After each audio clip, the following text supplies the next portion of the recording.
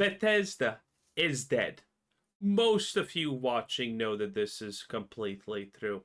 If you enjoyed Fallout 3, Fallout 4, Skyrim, Oblivion, the Oblivion remake, Morrowind, or any other of their games in the past decade or two, you know that that's never happening again. There's absolutely no way it's gonna happen again. After Starfield, after everything that has happened with Fallout 76, we know that Elder Scrolls 6 should not exist and Fallout 5 should be cancelled. These games should not ever see the light of day. The best option, if you were a Bethesda fan, is to now look for alternatives. And one of these alternatives is seemingly the Wayward Realm currently. A lot of people are saying good things about it. Doesn't look that bad. And, well, if you ask me my opinion, I would just say Tainted Grail, the Fall of Avalon. Again, I have been saying good things about that thing for very, very long. I have 70 plus hours in that game. Sure, it does have some problems. For example, the fact when you get into and sent into someone's dream and you kill them in the dream, that the game actually never accounts for people like me who would be that evil. But, you know, that those are fixable things. I literally have... never save after killing a guy in a dream that's supposed to be saved. You can get hard stuck. I learned that the hard way. Anyway, Wayward Realms. Before Starfield, Bethesda was known for its handcrafted worlds, detailed maps, unique towns, and custom-built dungeons. That all changed with Starfield's release. Instead of one cohesive map, players could now visit over 1,000 procedurally generated planets. Each planet created a grid-like area filled with random points of interest, settlements, dungeons, or biomes pulled from a limited pool of pre-made assets. The problem, there were only about 15 handcrafted dungeons. If you don't understand what's the reference to Starfield and grid-like maps, you probably also think Starfield's not a bad game. So, you know, there's no point in going into that conversation. In total, endlessly recycled across the 1,000 planets. So while the locations changed, the experience didn't. Different planets... Wait, what do you mean 1,000 of literally the same exact planet wasn't fun? What do you mean? Same space station, same enemies, same layout. This differs greatly from their past blueprint. Skyrim's map was packed with handcrafted discoveries. Every cave, ruin, and town felt... You know what's actually probably the most damning thing about Starfield? It's the fact that most people know that Starfield actually has a surprisingly high amount of different creatures in the game.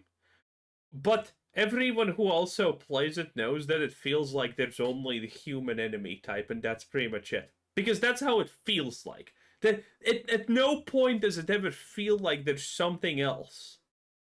It just always feels like there's just one enemy type. It's crazy.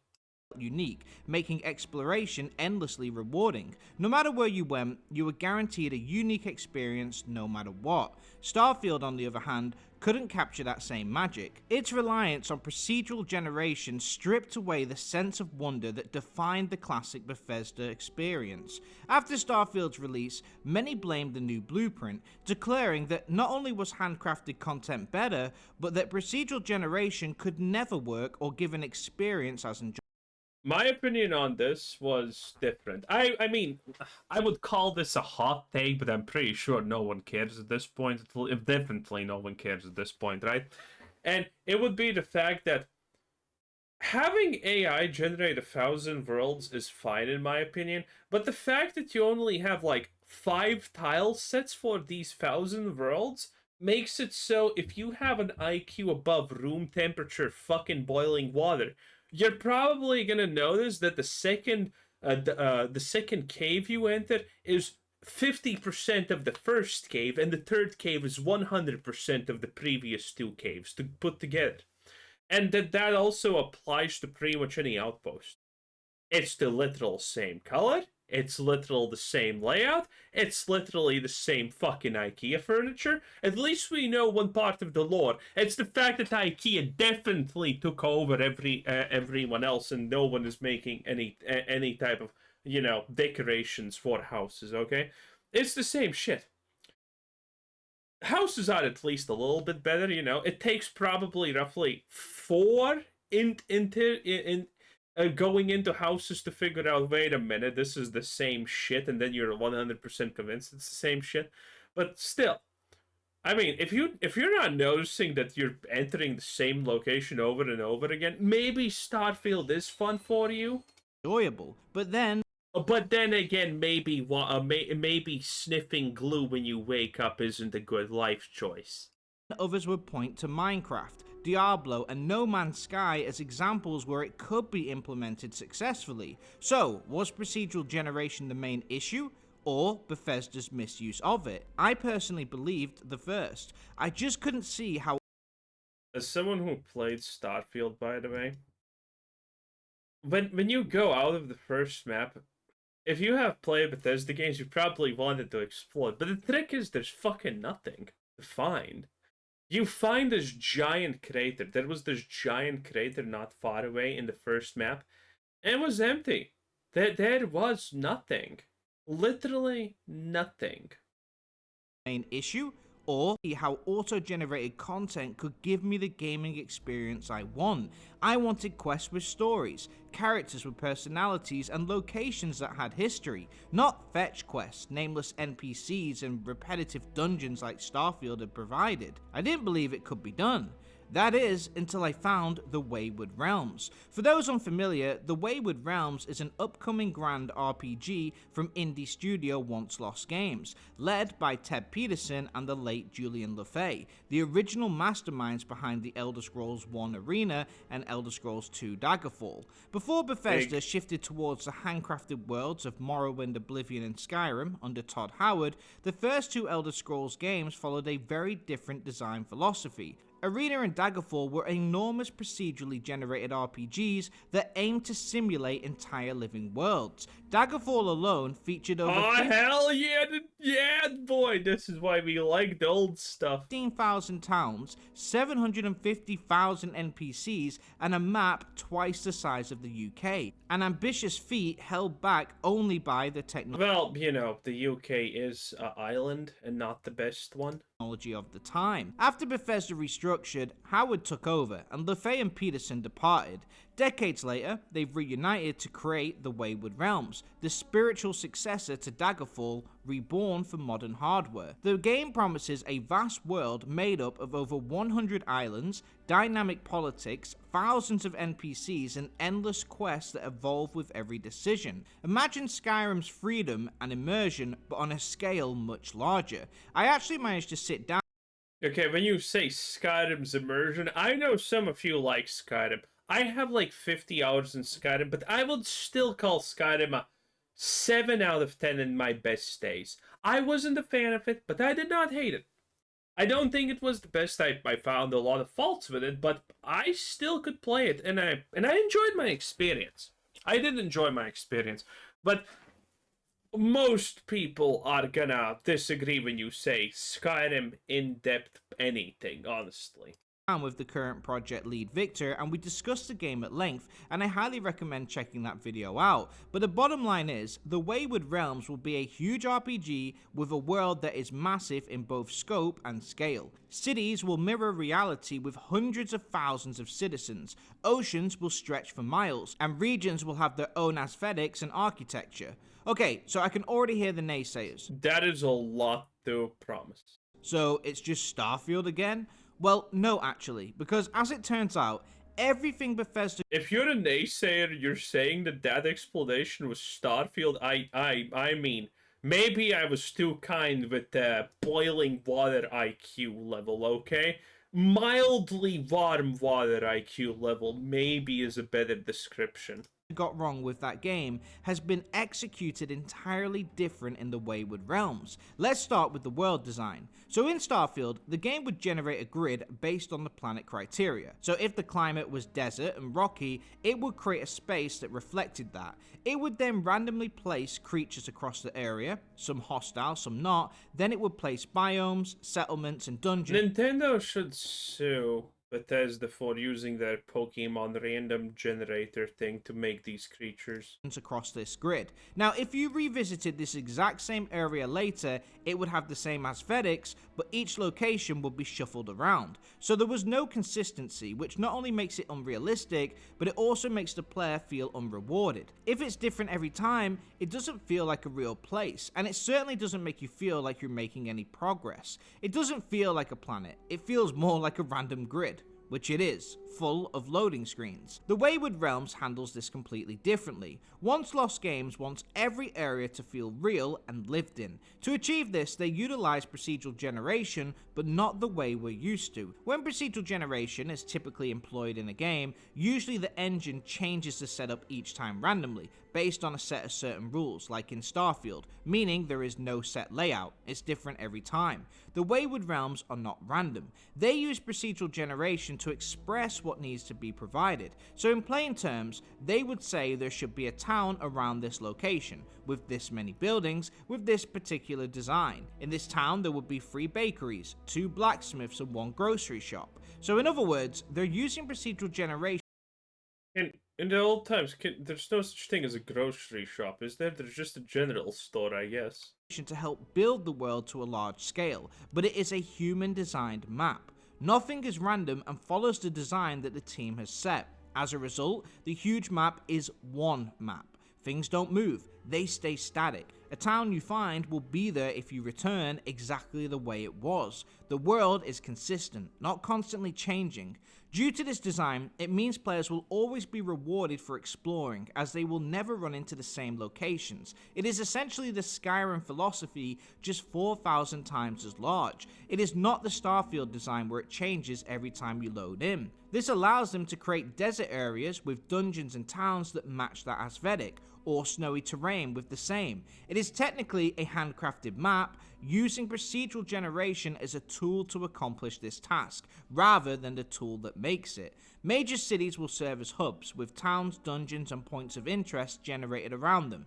This design keeps exploration focused and rewarding. Players can fast travel to a city and naturally discover nearby locations. It prevents the empty, barren feel of Starfield's worlds by ensuring there's always something just beyond the horizon. As a result, not only will the world be huge, but it will feel real. You won't get the Starfield experience. You'll get the Skyrim experience on a scale we haven't seen before. The developers are actively avoiding having loading screens. The biggest issue with Starfield... Okay, boys. Question time. To be fair, what do you think is more important?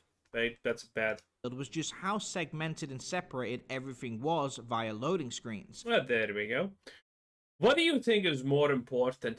Vast, sprawling plains, cities, and, stuff like that? Or knowing that you're gonna find unique-ish locations time to time? What do you prefer more? Okay? Imagine there's literally nothing. There's no main quest, there's no this, there's no that. What do you would prefer more? Like realistic big cities and plains and stuff? Or knowing that you're gonna find on your way to wherever a bunch of unique locations? Well, what do you prefer more in this case? I kind of prefer the unique locations, probably. With Wayward Realms, you can go in and out of houses, dungeons, and fast travel without a loading screen, as even fast travel is meant to give you an overview of the world that you're traveling across, instead of just popping a loading screen. It's all for the sake of immersion. The next is the way they design cities. Due to the procedural tools they're using, this allows them to make towns and cities of all scales. It could be a small hamlet with just a few residents, or it could be a massive city, the scale of New York, with hundreds of thousands of citizens. The way they accomplish this is by creating building layouts which meet certain requirements. So for example, on the screen now you'll... I get the idea, I get the idea here, but if you actually do this, yeah, Unreal 5 engine slop is already very unoptimized. Except Dark Creators. That thing runs like butter on literally potatoes at this point, I think. But everything else is unoptimized slop, so yeah, this is gonna be a pretty big issue for people. See a few buildings, all of a similar aesthetic based on a seaside town. The one on the left is an inn, as it has an outside dining area. The building to its right is a vegetable store, so it has crates of goods outside. The next is a grain shop, and the last is a residential home. By providing the program a list of requirements for each town, it will build it using the assets and instructions provided by a human. Now, that's nice to say, theoretically, but I'm not gonna lie. If this is what you have here, yeah, it all does feel the same. Now, this is a work in progress. I get the idea that they're going for, but currently the big difference is just, hey, here's this kind of crates, and here's a bunch of sacks, yes. And the inn, yeah, okay, sure, I guess. So, I mean, I'm not sold on this. I get the idea that they're going for, but not sold on the thing fully. Is provided by a human. This allows them to not only make cities on scales not seen before, but they still have the feeling of uniqueness and realism. Compare this to Starfield, which would draw random settlements from a bank of around 10 pre-built ones. On my screen you'll see a barrack. God, it pisses me off. Starfield pisses me off. This is the Blizzard problem. I have coined this the Blizzard problem, okay? Because at Blizzard, they try to build cities, and none of the cities look real. Then they try to make rural areas, and it seems like none of them have been ever out fucking side of a city. Like, how do you fail at everything? And Starfield is the same shit, by the way. I absolutely hate it, okay? I get ticked off every time. Look at this, look at this, look at this, okay? We got a container here. We have some things that are supposed to be warning sticks, or a fucking sack out in space for some reason. More sacks of nothing. Crate. Well, I'll describe Starfield's architecture in a couple of sentences. Non-stop crates. Non-stop light fixtures to fucking everything for no reason. Non-stop ACs or ventilation ducts on literally every single fucking building area. There's no such thing as a wall in Starfield that doesn't have some kind of AC on it. Maybe Starfield is distinctively mega American. I don't fucking know. But yeah, and tarps. The only no, actually, there we go. There's a tarp right there. This is the three main aesthetic things that make up Starfield. Tarps, crates, and fucking AC units on every wall, and lights. That's it. That's literally it. It just and nothing looks real. It looks like some kind of idiots made this, then they abandoned it 5 seconds later. I can't. Around 10 pre-built ones. On my screen you'll see a look at this. Potato sack. Ting. More containers full of fucking everything. Like, more. Like, what the hell is this? Again, where are the tarps? The tarps are usually very prevalent. That's strange that there's not, like, 5 tarps here. Oh, that seems awkward, but whatever. Barracks type setup. This oh, wait. Was that a tarp? Screen, you'll see a barracks. See that? A tarp. Yeah, see that? That's a tarp. That's a tarp right there. Oh, you can't see. See that? That's a tarp right there. Like, why the fuck are they even there? And look at that. Like, sports equipment. What the fuck? Dude, and look at these walls. a towel rack. A AC unit. Look at this here. More. Well, that's actually an electricity unit, but whatever. Look at this. More. Here's a ventilation duct. Here's a ventilation duct. Everything's a fucking ventilation duct. This same location can be found on every planet as it's pre-built, so they look exactly identical and lack personality. Whether I run into this settlement on Mars or Earth, it's the same location, which ruins my immersion. The Wayward Realms avoids this by designing each town with new characteristics and making sure each town is different in certain ways. This one decision could redefine what an open world town can look like. Okay, so what about the NPCs? Are they going to be like they were in Starfield, nameless and randomly generated? In Starfield, you had either a named NPC, who were created... No, you had a named NPC that you wanted to kill, but you couldn't. Or they would have no name, could not be interacted with, were random in appearance, and You know what? That's for the best, actually, that you couldn't interact with any NPCs in Starfield. That saved me brain cells in the long run. what they wore, and they would walk about aimlessly. They literally would just wander around with no reason to exist, which once again ruined immersion. Wayward Realms handles this differently. Every single NPC. Oh no! You can't call an NPC like this. No, do not tempt me. Every single NPC will have a name and a set of skills. Depending on what their strengths are, that will determine what life they live. A person with high intelligence could be an architect. A person with high perception could be a hunter. Each NPC will have a name. Now, granted, in the modern day, people with low intelligence typically are architects if you look at the state of architecture, but whatever. Name, a job, something unique to say, and have a day and night schedule. They'll wake up, go to work, go home, and live real lives. This means that every NPC will have something unique to say that matches their designated life. They will often have quests to give and will remember the player's interactions. Each time you speak to them, they'll say something unique, meaning that NPCs won't often repeat phrases, giving each their own personality. This avoids the problem that Starfield has of nameless NPCs wandering around offering nothing new to the world.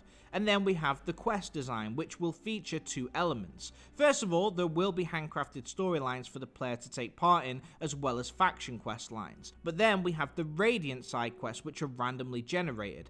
An example of this is on screen now. This NPC has lost their sword, and if you inquire, they will tell you where they lost it. This can lead the player to a certain dungeon and a unique experience. Quests from NPCs will also be generated based on your playthrough, taking into account things like what the player's skills are, which factions they're allied with or enemies with, which NPCs they've recently talked to, and any potential effects from a recent world event. So it makes it feel a lot more relevant to the player, rather than just... I mean, that's asking for a lot, though. This is very shoot for the moon type of stuff currently. Just a random generic quest like we saw in Skyrim, which was totally random and had no connection to the player's past actions. This setup makes it so that every quest feels personable and unique. Each story includes named people, objects, and plot lines. So even though it is randomly generated, it's not just a simple fetch quest, but actual stories that leave an impression and feel different from one another. This avoids Starfield's Radiant quest issues, where mission boards would constantly provide the same objectives over and over again. There were no variations, and it was the same mission design each time. Kill the pirate over here, now over here, and now over here. It's the same quest over and over again, which gets boring pretty quick. Wayward Realms quests will each feel unique. And finally, we have dungeons, which... Yeah, that's gonna be a hard sell. Everything's supposed to be unique. I think people are gonna be looking this with a very jaded mindset. Because we definitely will. There's no way to avoid this. Now, granted, if it's not super unique, probably worth. Because you will just choose to not talk with NPCs. If every NPC has a quest, most people are gonna be like, okay, I kind of want to just pick and choose, like in real life, who I actually interact with, not everyone. You know? I think that's, by the way, a great part about the Tainted Grail, is the fact that you can get a lot of fucking, random quests, and a lot of them are fucking stupid. But that just makes it that you actually pick and choose, well, do you want to talk with a person or not? Because you can get a quest, but I mean, you're searching for something that's barely there, so kind of good luck. Like the world, will be procedurally generated but following human commands. Dungeons will all have a planned layout and different aesthetics. So dungeons found in the desert will have a tomb-like appearance, whereas a cave found in the snowy hilltops will look more like an ice cavern from Skyrim. The developers use a wave function collapse for the dungeon generation, which allows for every single dungeon to have its own unique layout. Furthermore, wave function collapse is an extremely over-the-top fucking posh way of saying every biome is just gonna have its different type of dungeon layouts, and it's not gonna be a situation where you enter a fucking active volcano and suddenly you're in an ice dimension. in the middle of a field of snow. That's what they're saying. Very extremely overly posh. The wave function collapses when you enter a dungeon. Very wow. Oh, captivating, I'm sure.